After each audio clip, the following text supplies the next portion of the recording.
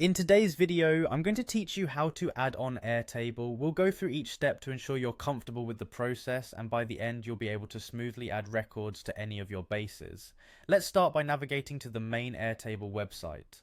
Airtable is a versatile platform that allows you to build next-gen apps, so you might want to bookmark it for future access.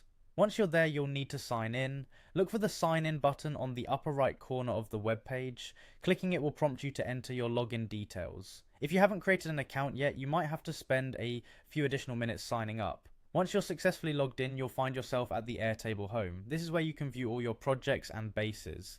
Feel free to take a moment to familiarize yourself with the layout if you're new here. It's very intuitive.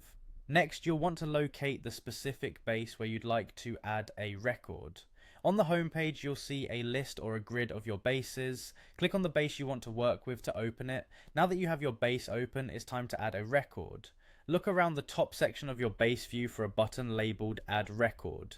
This button is usually easy to spot as it's part of the main toolbar. Clicking this will create a new blank row where you can input your data. If your base has multiple tables, make sure you're in the correct table where you want the record to reside.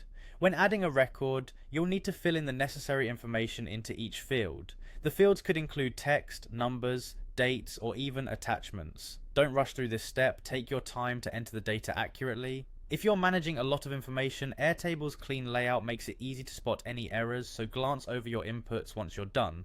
That's it, you're all set with your new record in Airtable. Practice makes perfect, so go ahead and try adding more records to get fully comfortable with the process.